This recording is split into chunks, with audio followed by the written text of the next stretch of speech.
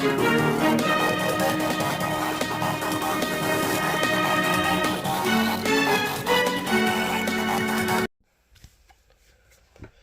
it's been a while since I've talked about the main series at least. I know I've done a couple videos on the I had to take a detour with the Accelerator manga for a while. And simply I've said this before.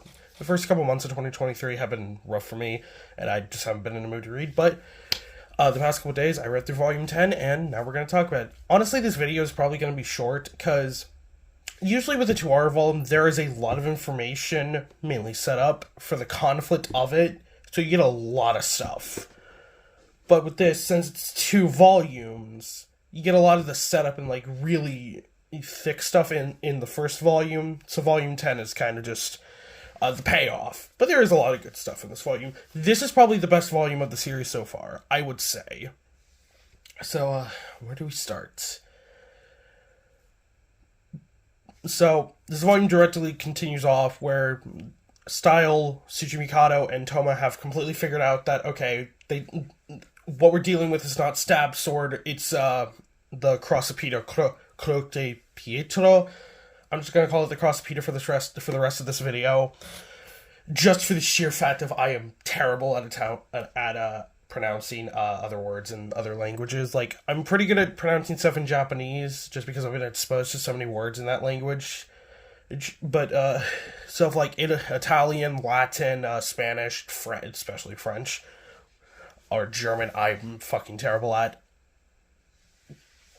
So yeah. So the first big chunk of the volume is kind of just various stuff, catching up with various characters.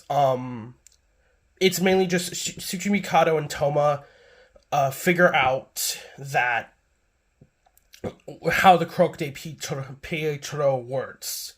It essentially works off constellations. I'm not exactly sure of the magic. And again, as per usual, the magic stuff kind of goes over my head a lot of the time. I imagine it does for a lot of people. It doesn't ruin my enjoyment of the series. I can imagine. I can definitely see.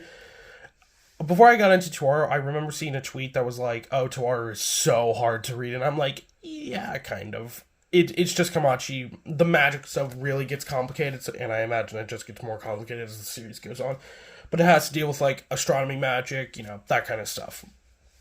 We get some other character stuff. Toma meets up with Indets again. Also, there is an interesting thing. You might think, like, okay, they need to know how the Crossapita works, so just ask Indets. But that's an issue, as due to Oriana and Lidvia involving themselves in Academy City, there are a bunch of small and giant magic associations outside of Academy City waiting for that blick to go off so they can invade. So they have a reason to get into to invade Academy City. So that's why they can't directly ask Indets, because the second they ask Indets, they're gonna know. So they try and figure it out by themselves. And, Toma and Tsuchimikado with each other figure it out, which is pretty cool. We also get, Toma hangs out with Indets, his parents, and Misaka and her mom, and this is where we get the name drop of Misaka's mom, Misuzu Misaka, who they all think is Misaka's sister, because if you see any picture of Misuzu, she looks young as shit. She just looks like a slightly older Misaka, just with, like, longer hair. And so they're all like, oh god, oh wait, you're her mom. So yeah. That's pretty fun. There is also another Misaka-related moment in this, with Last Order. So, a thing with this arc that I always find funny is we pretty much know what every level 5 is up to during this arc. Like, Kakine is just hanging out with his own organization. Mugino is just, I'll talk about this more in the Railgun video for this arc, but, Mugino is just hanging out with Item. Shokuho and Sugita are involved in the events of the Railgun version of this arc, which I'll get into in the next video. And we don't know what Aihana does. Again, Aihana is a fucking mystery to this day, but we don't really know what Accelerator does. To my knowledge, the only moment of this arc where we see Accelerator is during the Railgun when Misaka goes 5.3, because due to Accelerator's connection to the Misaka network, when she goes 5.3, every Misaka clone knocks out, and so does Accelerator. Well, he doesn't knock out, but he can't move, because this is still a time where he can't really function without it. So yeah, but we do see a little scene with Last Order, not with Accelerator, but we do see Toma's like running and he hears Last Order. So yeah, I guess that's Kamachi kind of acknowledging, like, yeah, Accelerator is, he's still around, but he isn't doing stuff in this arc, which is fair. Accelerator doesn't need to do stuff every arc, but it is nice to know that there's at least some answer. Last Order was probably dragging him around the Academy City since she's never seen the Daihasei before. So a lot of this volume, I think, is the character stuff with Oriana. Oriana is a decently interesting character, and I think, boy, the anime did fuck her character. Because you still get some of it in the anime, if I remember correctly. It's also been a couple months since I've watched this arc in the anime. I think since, like, September, ironically enough. since that's when this arc takes place. Also, I'll discuss the timeline things in the Railgun video, but yeah, they don't take place on the same day, because it's literally impossible. But basically, at least my interpretation of it is Oriana wants the Croque Pietro to work because she wants the world to make rules. Or at least, Oriana in her past has always tried to help people, tried to be a good person, but it always came with, she would help one person and it would negatively affect someone else. She would help someone and it would negatively affect someone else, etc., etc. Kind of how life works, You help one person and it affects another in a poor way. I think the example Oriana uses, she picks up trash or like cans, throws them out, that stops homeless people from getting work. I don't know. That kind of stuff. So yeah, Oriana basically it's like a roulette, she describes it as. So she just wants people to make the roulette so people can always win. Basically make a world where no one has a difference of opinion, which, yeah, there's a couple of antagonists that I like a lot that kind of have that purview, especially one from Persona 5, but no spoilers. I'll make a video about him one day. So yeah, we also get some backstory with her, that she grew up in like a traditional Christian family. Another interesting thing about Oriana that I don't know what it implies is Lidvia and herself call her a sinner. And I don't know why that is. I assume that is because she doesn't really have a loyalty, or, Tom also chastises this for her, is like, she has this dream, but she's using someone, but she's going through someone else, and that person is achieving the dream instead of Oriana trying to achieve that dream herself, which annoys Toma. Before we get to that, there is one really good moment Tsuchimi Kato gets, and it's probably my favorite moment of his in the series, and so they're trying to track Oriana. And she knows she's being tracked, so she goes to confront Tsuchimi Kato, nearly fucking kills him, because Oriana's like one of the first cases in the series where a magician who is really good at magic, but is also really good at hand-to-hand, so, the worst nightmare for Toma. Because a lot of the people who Toma fights are not that good at hand-to-hand, because they've never needed to. Like, someone like Accelerator, for a perfect example. Accelerator, his ability is so omnipotent and powerful that it's like he doesn't even need to punch you. He could just fucking touch you and fucking reverse your bloodstream and fucking make you explode. So he wasn't good at hand-to-hand. He's gotten better as the series goes on, and, now is a fucking... And I think, like... In the next arc he's involved in, he has a fucking shotgun as a cane, so that's funny. We'll get into that. The Academy City Invasion arc is kind of funny. But Tsuchimi Kato, it's like, he's up against a wall, he's like, I'm gonna die. So he kind of decides to lie, because, it's Tsuchimi Kato. Tsuchimi Kato, it is, if not anything, a fucking liar. That is how he survives, is being a complete liar. So he makes the bluff of, he pulls up a piece of paper with like kanji on it, and he's like, you know what this is, don't you? It's a calling card. And he kind of bluffs that he's gonna call Kanzaki, and Oriana's like, I'm not sure if I want to fight a saint today. Though that does probably, though she actually did prepare something. She does run away from this because it does work, and she then learns it's a bluff, and she's like, damn. But she did, like, try and develop something, and that would have been interesting, how a fight between Oriana and Kanzaki would have played out. Kanzaki probably would have won, because she's much better, because, Kanzaki's entire thing is being a physical fighter with her sword, so she definitely would have won, but it would have been interesting to see what counter plan that Oriana developed. Um, Now we get into the kind of towards the end. So Oriana after this runs into Himigami and Komoe, and there was another moment where she got a balloon out of a tree for a kid, and Lidvia chastised her because it's like, we're supposed to not, you were ordered not to interact with civilians. And I was like, oh, shut up, it's fine. It's one. So she runs into Himigami and she panics because she doesn't panic at Himigami because she doesn't know she's Deep Blood yet. Lidvia tells her this after, but she sees the cross that she has, that Index gave her, so she immediately panics that it's someone on the level of Index, so she fucking, I don't know what spell she uses, but she essentially eviscerates Himigami. Nearly kills her, and then runs away.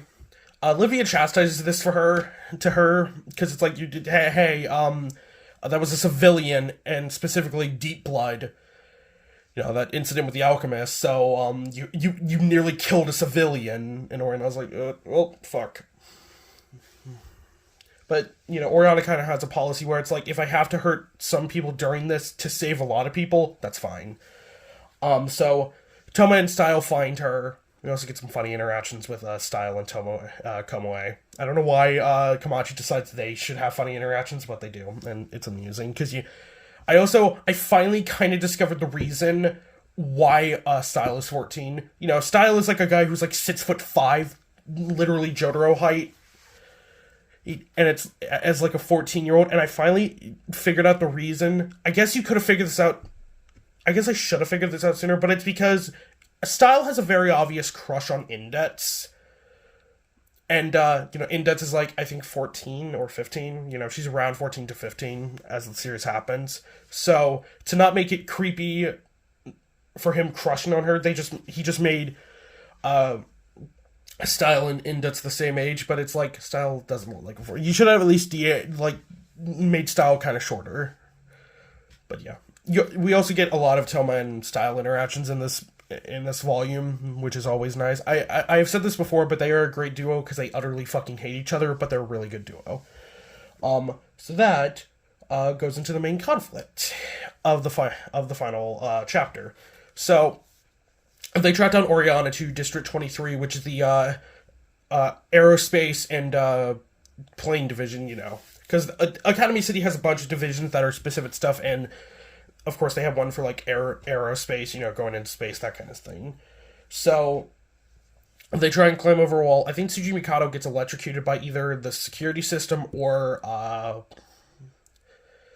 Oriana. It's not specific which. Also, there is a moment where Tsuji Mikado calls Alistair to lower the security of District 23, and Toma's like, Alistair, So it seems like Toma is aware of who Alistair is. So I don't know if that's common information or if he just knows it. There is a moment with Alistair later in this volume that I'll get to.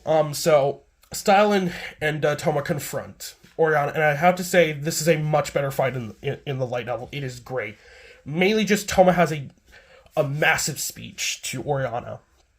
And honestly, I think this is at the core what is the issue with the Index anime. Because with light novels, it is really kind of hard to adapt to characters. The main characters specifically, because, a lot of people think light novel main characters are basic or boring. This is a visual novel character, but Shiro Emiya is a perfect example. A lot of people in the anime community who have just watched the anime hate Shiro with a passion. But if you read the visual novel, Shiro's a great character. And I like Shiro a decent amount as well. I have not read the novel, but I know how, but I still like him. But it's like a case of like, Toma in the anime is not that well written because you don't get a lot of his thoughts about things. You don't really get like how Toma feels about the event. Like, you get a basic version, but it doesn't do him justice because Toma kind of says to Oriana that he doesn't give a shit about her, Lidvia, the Croce de Pietro, the Roman Catholic Church. Is it the Roman Catholic? Yeah, it's the Roman Catholic Church. Or even the Anglican Church. He's like, I'm stopping you because you're trying to fuck up the Daihasei. Toma kind of has this, as I've mentioned before with Toma's character, Toma is someone who wants to live a life with his friends. an idiotic life. As he says this, he also said this, I think, to Style or to himself, that I want to make idiotic memories with my idiotic friends in this idiotic city. Just like, Toma wants to live his life with his friends. That's kind of his goal. So he's like, you're trying to fuck at the Daihasei, something that people have worked desperately, worked all year for. This is the one day we are allowed to celebrate the pride of Academy City and with each other, and you're trying to fuck that up completely. So that's why Toma, and of course we have the classic, I'm gonna shatter your illusion into a million pieces. So the fight is pretty good. We also do get a good character moment for Style, where he's like, I'm not as smart as Indet, I'm not as strong as Kanzaki, and I'm not as, like, you know, masterful at magic as Tsuchimikado, but I still have a reason to fight. It's a good character moment for Style. Both Style, Oriana, and Toma get a ton of good character moments in this. And yeah, as usual, Toma defeats her, but it's kind of pointless because the Kurokuri Pietro is going to activate it anyways, because Lidvia is going to activate it, and they can't find her in time, because she's also across the world, I believe. So Lidvia kind of monologues to them, like, your fight is pointless, and fireworks happen, because the Kurokure Pietro works off constellations, and then fireworks cover up the entire sky, making it impossible to work. So she is foiled by the fireworks of Academy City and the hard work that everyone put in. And Toma kind of says this to her. It's like, well, Fukiose was able to do something. There is also a moment with Fukiose earlier in the volume where she kind of like has suspicions of what the fuck is going on. Like something's going on with Academy City. She doesn't put anything together. But yeah. So that is the end of the Daihasei arc. We do get some bonus stuff. Toma. Oh yeah. Style doesn't heal Himigami after getting completely wrecked by Oriana, but Kamui does. We also get a good moment with Himigami where she's like, why was I worth saving? And Indet kind of just says to her, that's just how Toma is. If you tell Toma to do something, he's never going to do it, because that's not how he works. But if he wants to do something, if he wants to rescue someone, he is going to go through hell and high water to rescue them. He did it with Indet, he did it with the sisters and Misaka, he did it with Himigami, he did it with Ursula. We also get Ursula returns in this volume a little bit, and we get some stuff with her and Sherry, because her and Sherry are trying to figure out information about the Cross of Peter, and it's really funny. Also nice to see Sherry again, because she's now working for the Anglican Church. So that's it. We also get two bonus scenes, one with Alistair. Alistair kind of, he reflects on the events, and he's like, well, I guess I gotta put that plan into action pretty soon. But Imagine Breaker isn't ready. That's all. We kind of get vague. It's also interesting, Alistair always has a line, no one could tell if he's male or female, masculine or feminine, young or old, or saint or sinner. But something that is funny is that when he laughs in this volume, his laugh is described as just indiscriminately human. So yeah. There is a lot of stuff with Alistair. And Lidvia kind of gets karma as Lola in this volume completely fucks with her and makes her fall out of her airplane. And I don't know how Lidvia does not die from falling out of an airplane with the Kurokure Pietro. But yeah, that is pretty much everything I had to mention with volume 10. The Daihasei arc is probably my favorite arc of the series so far. It is pretty good. I know that would not, you would not think that from how slow I've been going through this arc, but yeah, I wanted to do this video finally, and I'm happy I was able to do it. I will probably be doing the railgun version of this arc Friday or someday this week.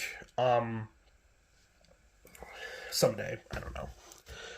Because as I've said before, unlike the Sisters arc where there are some different events, but like the conclusion is still the same. The Railgun Daihasei arc deals with completely different stuff. You deal with Shokuho and her past, with like Dolly and what's her name? Mitoku. I forget her name. The metal slime chick. I forget her fucking name. Kozaku, yeah. Mitori, I believe. You also get stuff with Sugita. Not so much his past, but more so just getting into him. He's fun. You get stuff with Toma and the dragons. You get stuff with Misaka, Koto, and Koroko. It's a pretty good arc. We'll talk about it Friday. So, Yeah, I believe that's all I have to mention for this volume. I would say Oriana is a much better antagonist in the light novel than she was in the anime, mainly just because you get a lot more character stuff with her. I honestly kind of want to do a video on her character. I wonder how her character is gonna, because she does show up later in the British royal family arc. But she's only there for a short time to work with Toma, so I wonder how that's gonna work in the light novel. But yeah, next week we talk about what some people debate is one of the worst arcs of the series, of the main series, which is the oh god, what's the full? Let me try and say the full name.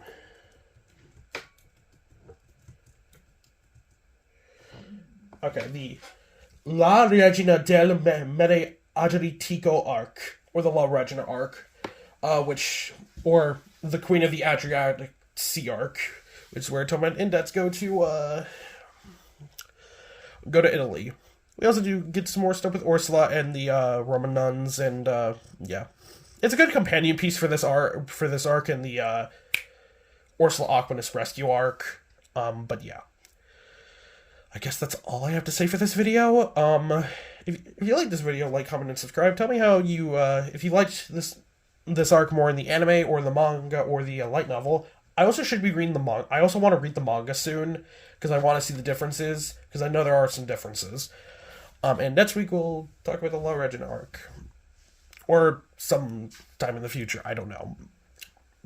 It's like 219 chapters. I want to get through all of season 2 by the end of March. So we'll see if I accomplish that goal. That's like 4 volumes, because I also have to talk about the Scale Out arc. I don't know where the second SS volume is placed in the timeline. I gotta look into that. Because I know it deals with Sogita as well. But yeah, if you like this video, do all that YouTube stuff. And sorry for the delay on this. I hope it was worth it. I feel like this video is much better than the Volume 9 video. But we'll see. So yeah, this will be Neo signing out, and have a good